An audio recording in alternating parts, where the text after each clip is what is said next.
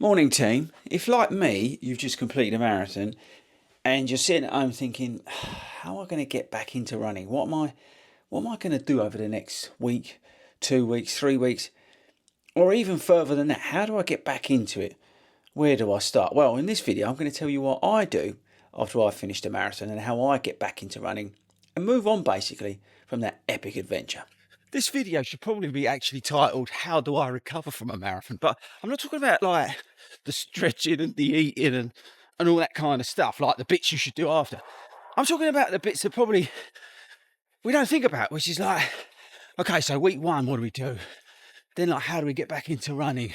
And all that kind of thing. The weeks after a marathon, that's probably a better way of describing this week's vlog. So actually, that's a good point. Let's break this down. Let's do it week by week, yeah? Let me take you through the next 4 weeks. That's usually how long I take to get fully back up to speed. So let's start with week one. So I finished the race on Sunday, recover, get a lot to eat, but that's not the priority now. The priority actually is to give myself the time to recover mentally and physically. And I think this is something that's really necessarily not spoken about, but some people don't focus on, they straight out on the Monday to get a run out so they can get it on socials and all this. No, you have to take time and you have to listen to your body and you have to let your mind recover. I've been in a training block, well, not just for 16 weeks, but basically 6 months because my aim was Chicago. So it's really, really important to let your mind and body recover. So this week for me is an absolute key one because firstly, I'm trying to reduce the risk of injury because famously I tore my calf muscles the Tuesday after the London Marathon. So I'm super, super careful with what I'm doing. I've got no interest in running. I've been running for the last 6 months. I don't need to go out and do any running. I'm giving my body the full sort of rest and recovery that it's asking for. And if it's longer than a week, it gets more than that. It's purely a not a reset button, but it's a stop. It's a moment in time where I hit pause and I let everything recover, and I catch up on the sleep, and I catch up on everything. But just to say, more important than anything else than the physical, is this in this week, this first week, how important to let your mind recover from basically 16 weeks or longer of, I would say, pressure, but of hard work. Yeah, hard work is a good way to describe it. This week I give myself the reward of eating what I want, drinking what I want. I don't drink anyway, but drinking what I want, going to bed when I want, not sort of worrying about how much sleep I'm getting. Obviously I'm trying to get more, but I'm not overly fussed. So for example, I sat up a little bit later and watched a little bit of TV where I normally would be like, right, it's marathon training, I've got to get to bed, I need my 8 hours and all that kind of stuff. So sort of unshackling myself really, not be so regimented. Now you might not be like that anyway, but for me, where I was so committed to the goal, I really dialed everything in. But this week, this first week, it's all about sort of, on the mind, but everything I've done, just totally unshackling my whole body and mind and just giving myself the freedom and the reward for just rewarding myself and saying, you know what, you're a hero. Go out there, enjoy yourself, relax and unwind and rest. So the best way to sum up week one is I'm prioritising me. That's probably the best way to describe it. Not interested in running, not interested in the gym, not interested in my nutrition, not interested in anything really other than celebrating the successes, give myself a big pat on the back, resting, recovering, letting my mind relax, and as I said, unshackling everything and just chilling out. That's probably the best way to summarise week one. But week two, it starts to get a little bit interesting.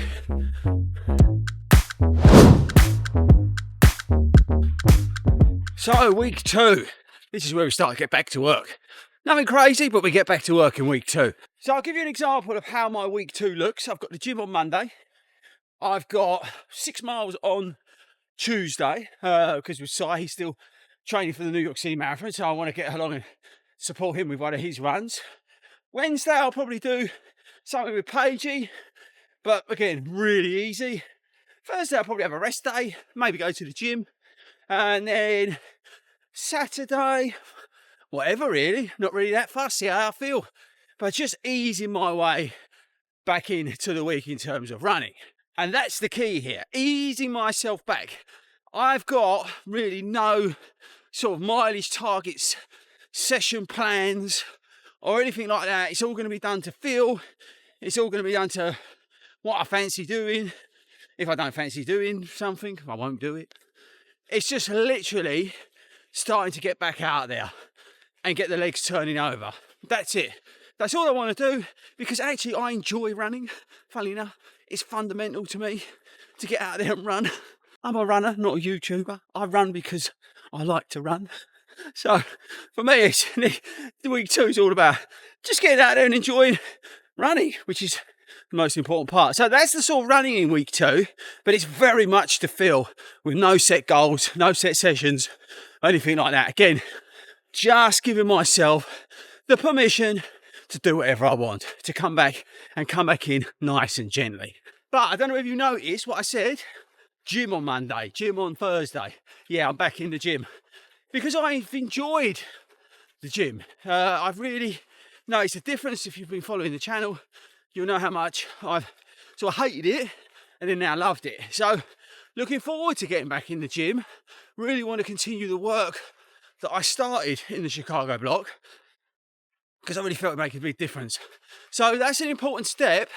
Again, I'm not going to be trying to lift world record weights here, people. I'm going to be doing lightweight, medium reps. Nothing crazy at all. But I really want to get back in the gym and sort of focus in on that between now and Christmas, more than anything else before the new block starts. So yeah, the gym will come back in on week 2, but nothing crazy. Again, just easing myself back in. In week 2, we start to look at the nutrition again. Now, as you know, hopefully, I lost a bit of weight over the Chicago block, and I did that certain ways. I've documented on the channel, but I'm going to look back to getting on top of my diet. Said week 1, didn't care what I ate. Well, leading up to the marathon, wasn't fussed, taking in whatever I could get. So, yeah, week 2 is where I start to look at my diet. I wouldn't say that I start dialing it in like I did and being, well, pretty anal about it, where I was at the start of the Chicago block. But no, I start to look back at my diet and the nutrition and make sure I'm on point with the goals I want to achieve in the next training block. So that is something that comes in week 2, but it's not regimented. Again, going back to what I've been saying all the way through this so far, just easing myself back in. And it's the same with the nutrition, but it does sort of kick in a little bit in week 2.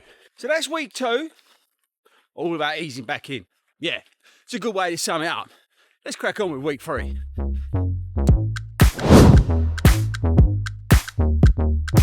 So week 3 is an important one. Stuff starts happening. I usually, and this is all based by the way on experience, I've done a few marathons now, so I kind of know what works for me. Again, it's taken time. It's taken injuries to learn. But yeah, week 3 is a critical one because we start to put some structure back in. We start to make sure that I'm doing some of the correct things. So with the gym, structure. Looking for upper, lower, some cross training in there as well. Be back on the boxing. Looking to increase the weight and the reps. And a really more, structured approach to what I'm doing. Especially looking at building out my core. I really want to work on my upper. In this block, obviously can't, for Christ's sake, neglect the legs. But yeah, I'll be concentrating a bit more on the upper in this sort of period, this window before I move back into a real focus on the legs as we get into the new year. So that's the plan for the gym. But again, like I said, structured, yeah. I've got a plan, I've got an idea of what I want to do in there. And that kicks in week 3. Nutrition. So nutrition week 3. Yes, the diet starts. I'm not looking to lose weight. I'm now at a nice weight, but I'm looking to make sure I'm living well. I'm eating well, clean, protein focused. Just making sure I'm getting the goodness that I need as I as I'm light training. I don't need as many carbs and calories and all this sort of stuff, making sure no bad habits sort of slip back in. So a real focus on making sure I'm doing all the good stuff, the correct stuff, make sure I'm eating correctly, get back in the gym so I'm looking for a bit more protein. Don't need to have as many carbs because I'm not going big in terms of the distance, anything like that. I'll talk about my weekly mileage in a minute, but I don't need as much fuel, let's say. But more importantly than anything else is to get back into that habit like I was in Chicago of not eating the crap, basically, of those sort of slippages, which I do have. So week 3, again, not just structure in the gym, structure in terms of what I'm eating, my diet, also my hydration as well. Get rid of all those fizzy drinks and all that crap, and just really dial it in. Decide to get focused in on that, give myself a purpose around my nutrition from week 3. And then the running. Now, we start to get back into some sessions. So again, not necessarily looking at targets for mileage, but adding the speed back in. Middle distance runs, like an 8-mile run with Pagey on a Wednesday, but with a little bit maybe in terms of the pace, making sure I'm hitting a certain pace, certain effort, that sort of thing. Speed, get back on the treadmill. Really enjoyed the treadmill sessions during Chicago. Need to do more of it, people. The goal pace runs were key. So start to add those sessions in. Those sessions that are missing over the last 3 weeks, they need to come back in. Nothing crazy, okay? Again, I'm not looking to really dial it right in terms of, I need to be running this and this pace. Next marathon's this, so I need to be running this and that. No, it's all about putting the structure in place in week 3. That's the key to this, and that's what I would say to you as well. And this hopefully is what's interesting for you guys in terms of how you're building back out from there. But putting the sessions in that require different efforts. That's probably a better way of explaining it. So that's week 3 in terms of the running. And then we move to week 4. And that sort of then gets me back properly in the saddle.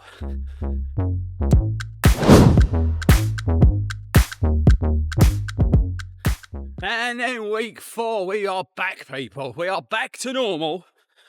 We are back to tracking everything. We are back to the neurodivergent world of Chris Ford in week 4. So this week, proper structure, proper mileage in the running, people. Probably got a goal of 40 miles. This is what I tend to like to run in a week. Those sessions, like I said, I put in week 3, probably got more purpose now. We're probably looking to dial in some of the paces. Thinking about London already. Thinking about what I'm going to need to run there and all that sort of stuff. Long runs are back. Trying to do a bit of that. Races are back, yes. 4 weeks, races are back, people. Just for fun, really, more than anything else. But races are back in. Going to have a go at some of them, see what we got. Doesn't matter. I PB'd on every distance, I think, this year. So it doesn't really matter to me now. But go and have some fun. See what we can do at the end of the year. But in terms of the actual sessions themselves, set sessions, putting those ones back in that are giving me anxiety when they're on the plan, and the long runs, not necessarily with so much pace in the long runs at the moment, but just getting some of that distance back through the legs. So when we hit properly January, we're ready to go in terms of getting the big long miles in and ready to crush them, because I've got a big plan coming up in January. And week 4, I would say it's the start of it, but it definitely sets me up nicely, I would say, in terms of the running. In terms of nutrition, it's a continuation. Week 3, like I said, I'm back on it. Week 4 is probably a struggle because it's the new norm. The first few weeks of being in that sort of diet, if you call it, or watching what you eat, is always the hardest.